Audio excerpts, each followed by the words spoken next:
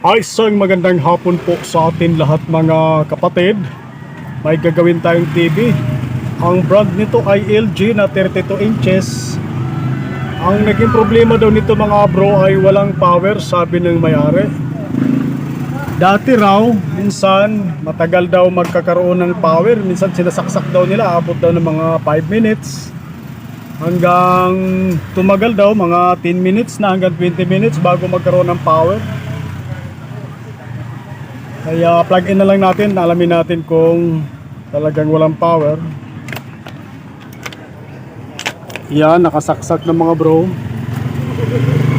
So dapat mayroon na tayong standby power na makikita dyan. So wala nga talagang power. So try natin pindutin yung switch nito sa likod. Dito sa likod kasi yung switch nito pinakababa ang power. So wala talaga.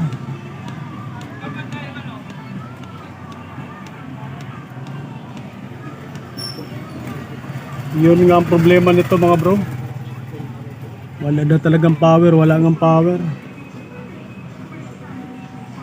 Mas maganda buksan na lang natin ito mga bro para malaman natin kung anong problema ng malamang sa power supply at trouble nito.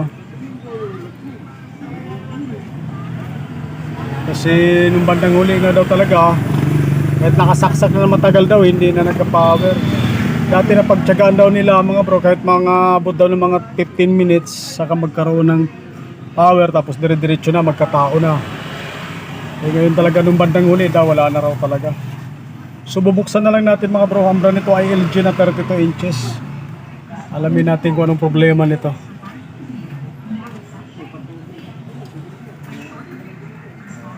Buksan ko lang mga bro.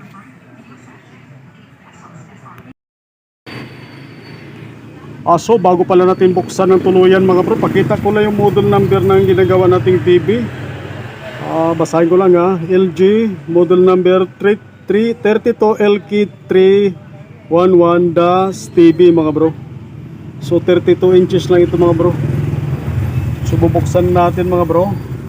Ano pala to Yes, LCD TV pala to mga bro, hindi to LED. Ito yung mga nauna na mga LG na brand. So, visual check tayo sa ating power supply section mga bro. Ayun, may nakita tayong kakaiba. Focus ko lang. Ayan may kapasitor na lumubo mga bro. Baka yan ang dahilan. So, share ko lang to sa mga baguhan nag-aaral pag-electronic technician mga bro. Ito yung tinatawag na power supply section. Itong board na ito. Tapos ito naman yung motherboard. Tapos itong model na ito, mayroon siyang ginamit na T-con board na papunta sa ating screen. Tapos ito naman yung backlight driver natin mga bro, yung section na yun. So focus tayo sa power supply section na lang. Yan yung may lumubo na kapasitor mga bro. Malamang yan ang dahilan kung bakit ayaw niya magkaroon ng power. Ganyan pa naman yan. Pag medyo nag-umpisan lumubo pa lang yan, ganun nga, tama yung sinabi na may-ari. Pag yung hindi pa ganun ganyan pumutok mga bro, medyo lumubo pa lang ng konti yan, pag sinaksak mo na matagal-tagal yun, magkakaroon siya ng power. Pero pag ganyan pumutok na talaga, wala na talaga yan mga bro, palitan na talaga natin yan. Sa tingin ko yan talaga ang dahilan kung bakit ayaw magkaroon ng power. Kasi tingnan natin yung iba, okay naman yung ibang mga kapasitor, yung papunta sa ating backlight driver. So ang value nito, silipin lang natin. Anong value ba na ito? Patago pa yata. Ayun, 1000 microfarad na 10 volts. Yun nga. Dalawa mga bro. Parehas ang value, 1000 microfarad na 10 volts. So ang unang gagawin natin, kapalitan lang muna natin yung dalawang kapasitor na yan para malaman natin kung magkaroon na ba siya ng power.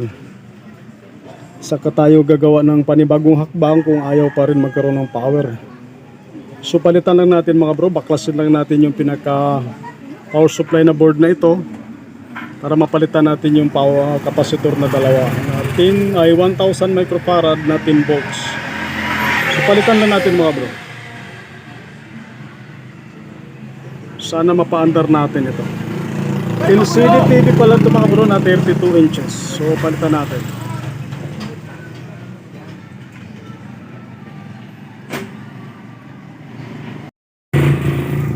So tuloy natin mga bro.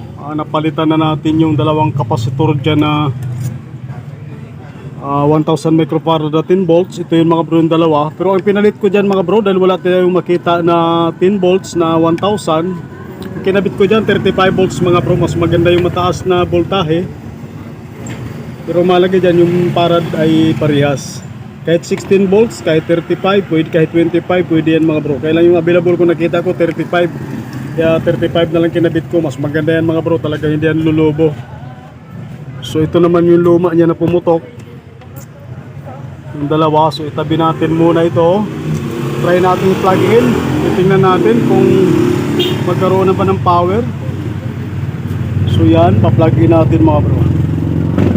Alamin natin kung gagana na ba itong LG na ginagawa natin. Yun, nakita ko umilaw yung backlight. Yan o, focus ko lang sa ating ano mga bro. Yan o, nakita ko yung liwanag na ng backlight. Yan o, makikita natin mga bro. So silipin natin kung may picture na ba itong ginagawa natin na ano, na nakita na akong liwanag ng backlight. Ayun, kumana na pala mga bro. Nakita na ko yung signal, yun. Ayun. Gumana na, yun lang talaga palang kapasitor na yung dalawang may dahilan ng ano. So try natin kapitan ng DVD player, lagyan din ng signal mga bro. Para makita natin kung maganda yung picture yung kabuuan niya. Para malaman natin kung may problema pa bang ibang lalabas. Kailangan may babad muna natin mga bro. Medyo may kalumaan na itong ganitong model na TV. So iayos lang natin mga bro para malagyan natin ng DVD player para makita natin yung signal niya. Iayos ko lang mga bro para malagyan natin.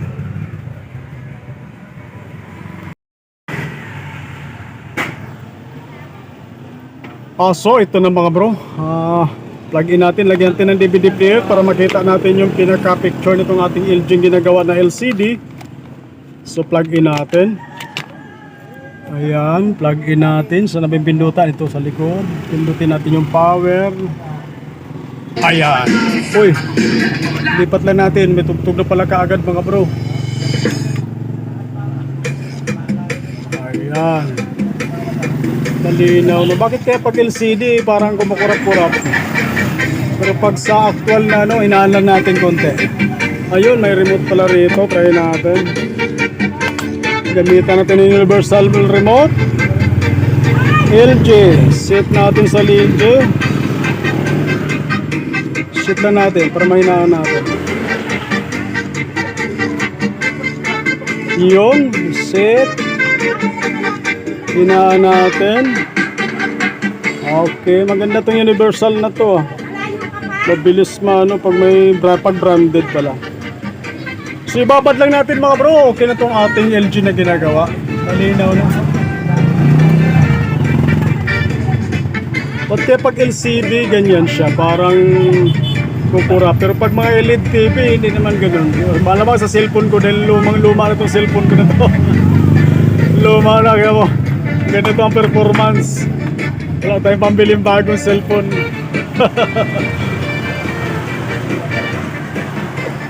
Babad lang natin mga bro para sigurado tayo na titingnan natin kung wala na ba ibang sirang lalabas. Huwag naman sana para matapos na.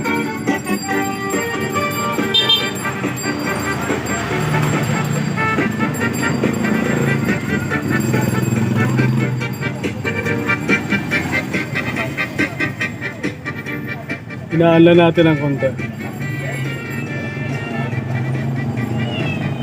Buti yung kapasitor lang dalawang may salarin. Kaya ayaw niya mag-power ng maayos.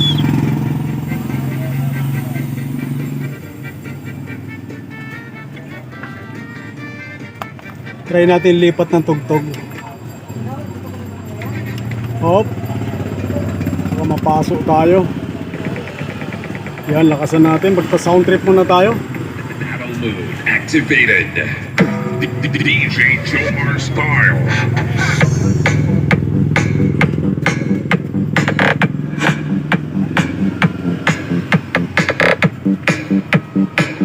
Ganda ng tunog tong LG na TV na to. Magandang speaker.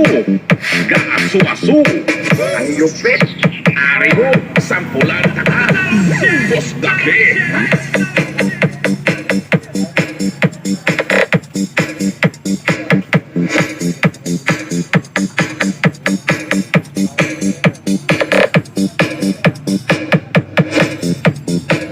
Sakalam.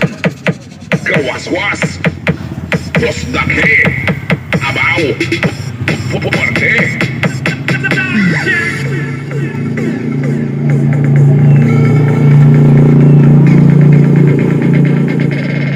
Pumbahan kamayan ka na natakbok yan. O pumba.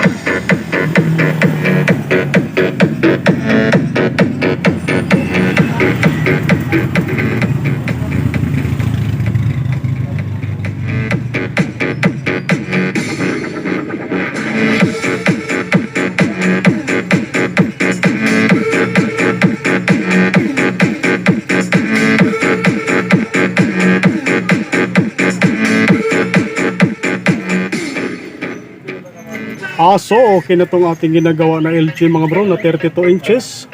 Maraming salamat po muli sa inyong panonood mga bro at pagsubaybay sa ating mga upload na mga video. Maraming salamat po at magandang hapon po sa ating lahat. Mga masubok amplifier.